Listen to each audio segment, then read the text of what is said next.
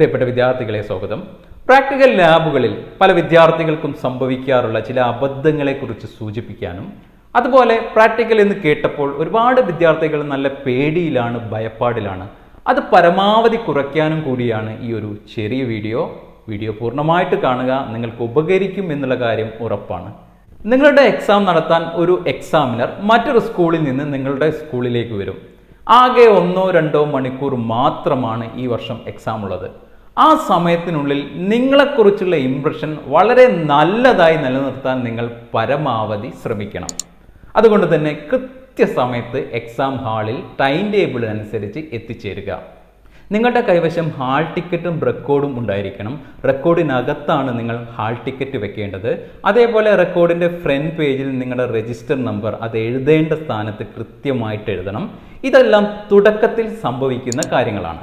ഇതിലേതെങ്കിലും കാര്യത്തിൽ തെറ്റുവന്നാൽ നിങ്ങളെ എക്സാമിനർ നോട്ട് ചെയ്യുന്ന ഒരവസ്ഥയിലേക്ക് വരും.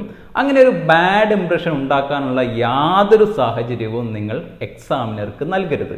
കാരണം നിങ്ങൾക്ക് എത്ര മാർക്ക് തരണം എന്ന് തീരുമാനിക്കുന്നത് എക്സാം ഹാളിലുള്ള ടീച്ചേഴ്സ് മാത്രമാണ്. ഈ ഒരു കാര്യം നിങ്ങൾ എപ്പോഴും ഓർക്കുക.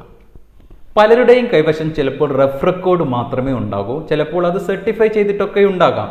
നിങ്ങളുടെ മുന്നിൽ ഇനിയും സമയമുണ്ട്. ചിലപ്പോൾ 4, 5, 6 എക്സ്പെരിമെൻ്റ് മാത്രമേ ഓരോ റെക്കോർഡിലും വരുന്നുള്ളൂ. നിങ്ങളുടെ ടീച്ചറോട് ചോദിച്ച് അത് ഫയർ റെക്കോർഡ് ആക്കാൻ നിങ്ങൾക്ക് സാധ്യമാകുകയാണെങ്കിൽ അങ്ങനെ ചെയ്യുന്നത് ഉചിതമായിരിക്കും.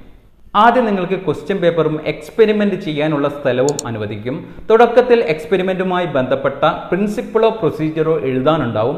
അത് മിക്കവാറും 5-10 മിനിറ്റിന് മുന്നിലാണ് നിങ്ങൾ ചെയ്തു തീർക്കേണ്ടത്. അത് കൃത്യസമയത്ത് തന്നെ ചെയ്തു തീർക്കാൻ വേണ്ടി ശ്രമിക്കണം. അതല്ലാതെ ഒരുപാട് സമയമെടുത്ത് തുടക്കത്തിൽ തന്നെ ഇവനൊന്നും അറിയില്ല എന്നൊരു ചിന്ത ടീച്ചേഴ്സിന് വരാൻ ഇടവരുത്തരുത്. ഈ വർഷത്തെ പ്രത്യേക സാഹചര്യത്തിൽ വിദ്യാർത്ഥികൾക്ക് അധികവും ഫുൾ മാർക്കോ അല്ലെങ്കിൽ അതിൻ്റെ അടുത്ത മാർക്കോ ലഭിക്കാനാണ് സാധ്യത കൂടുതലുള്ളത്. അതുകൊണ്ട് തന്നെ തുണ്ട് കടലാസുമായി പരീക്ഷാ ഹാളിൽ പോകുന്ന ശീലമുള്ള വിദ്യാർത്ഥികൾ പ്രത്യേകം ശ്രദ്ധിക്കുക. അത് പിടിക്കപ്പെട്ടാൽ നിങ്ങളുടെ മാർക്ക് 20, 25, 30 ഒക്കെ ആയി പോകാനുള്ള സാധ്യത വളരെ അധികമാണ്. അതുകൊണ്ട് ആ ഒരു ശീലമുള്ളവർ അത് എന്ത് തന്നെയായാലും തുടരരുത്, അത് നിർത്തിവെക്കുക എന്നാണ് എനിക്ക് പറയാനുള്ളത്.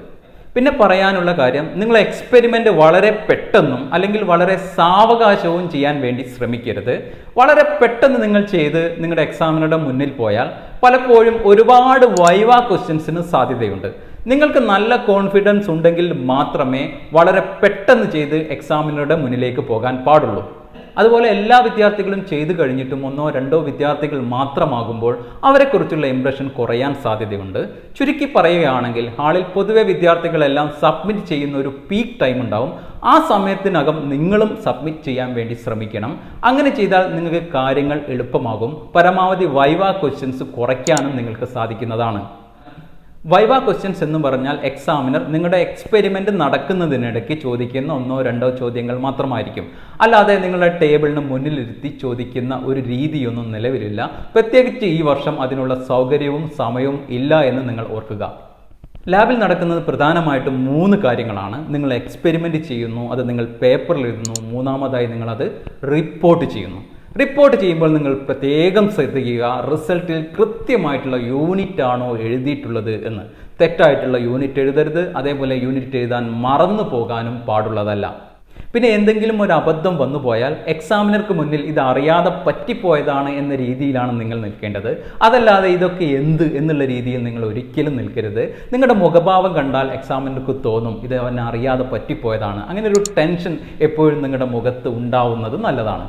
ഇനി 1-2 കാര്യങ്ങൾ കൂടി പറഞ്ഞ് ഇത് അവസാനിപ്പിക്കാം.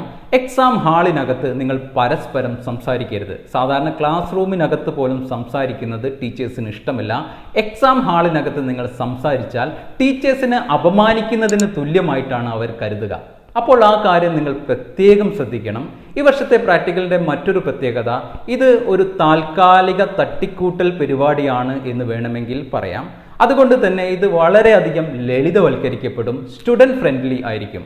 അതുകൊണ്ട് നിങ്ങൾ ആ ഒഴുക്കിനനുസരിച്ച് നീന്തിക്കൊടുത്താൽ മാത്രം മതിയാകുന്നതാണ്. ഇതുപോലെ മറ്റ് സബ്ജക്റ്റുകളുമായി പ്രാക്ടിക്കലുമായി ബന്ധപ്പെട്ട് തന്നെ വരുന്ന സബ്ജക്റ്റുമായി പിന്നീട് കാണാം. ഈ ഒരു വീഡിയോ ഇവിടെ അവസാനിപ്പിക്കുകയാണ്. നന്ദി, നമസ്കാരം.